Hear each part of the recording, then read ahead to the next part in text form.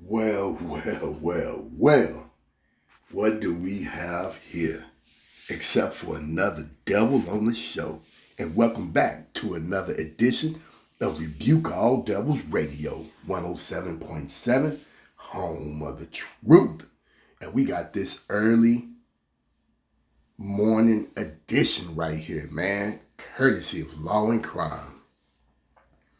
Couldn't take it anymore. 93-year-old man with pent-up anger cut his wife's throat after talking about divorce, police say. Conrad, shout out for bringing us this story. And look at this devil right here. James Pate, Tazewell County Sheriff's Office, inset right, Cheryl Pate. May she rest in peace, the untimely victim of his anger. Right? Police investigate the scene of a stabbing at a home in the 1800 block of South 14th Street in Pekin, Illinois. How sad. An elderly man allegedly cut the throat of his wife after an argument broke out between them following their plans to file for divorce. And you know, at 93 years old, man, if she want to bounce, let her bounce, dog. I mean, y'all gave it a good run. Y'all tried. And I know, you know, man, especially if you've been with someone that long, it can be difficult. You know what I mean? I know it is, man. You know, it's like that sometimes, you know. Nobody want to be by themselves. James Pate, 93, is charged with the first-degree murder of his wife, 80-year-old Cheryl Pate. So he was 13 years older than her. According to the Pekin Police Department, the violence in the small Illinois city broke out on Tuesday when the husband's pent-up anger apparently sprang loose. The married couple were in their vehicle with James Pate driving when an argument broke out per an affidavit from the Tazewell County Circuit Clerk. They were planning to file for divorce, and the suspect later expressed how he had repressed rage and couldn't take it anymore.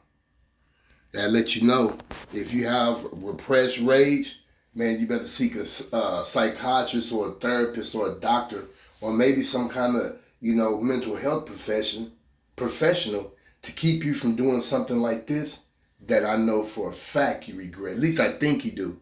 You know, there's people that kill people all the time and have no remorse. But you got to regret this, man. How you go kill your wife even if she don't want to be with you no more? I mean, just because she told you that in that instant and in that moment you don't love her no more? Her life don't mean nothing anymore? That is crazy, man. James Pate parked the vehicle, at which time Cheryl Pate lunged towards him as if to scratch his face, he told police. He reportedly responded by pushing her away and striking her. But that is not where the violence ended. James stated that he then pulled a knife out of the center console and cut Cheryl's throat. The affidavit reads, "What a horrible way to die." Pekin police officers arrived at the scene on the 1800 block of South 14th Street to find a vehicle parked in the long private driveway of a home. Cheryl Pate was seen lying on the pavement on the passenger side of the vehicle, covered in blood from the neck down, and she had a laceration on the front of her neck. So it sounds like that's where she passed away at. Officers also located James Pate, who appeared to have a significant amount of blood on him, and admitted that he had cut the throat of his wife, Cheryl, the affidavit states.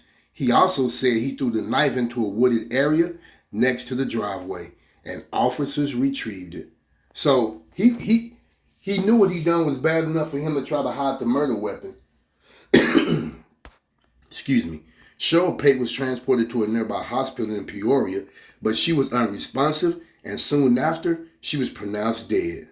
The Peoria County Coroner's Office said Cheryl Pate's autopsy demonstrated that she suffered multiple short force injuries that were incompatible with life and unsurvivable. Wow. The affidavit added that her cause of death was determined to be multiple sharp force injuries of the neck. James Pate was arrested and charged with his wife's murder. He had no known prior violent criminal history. Oh my goodness, man. What a sad ending to this story right here. What a sad ending to this story right here. Man, you know, if a woman don't want to be with you guys, man, it's okay. And women, if a man don't want to be with you, that's okay. It's not the end of the world. It might hurt. It might not feel good. Sometimes you might feel embarrassed, but it's not the end of the world. You know, if you found her, then you can find another woman that hopefully will love you. You know what I'm saying? And analyze your relationship with the woman that divorced you. And if you can see things that you done wrong, change those things in your life, man. But you too, what y'all think about this madness?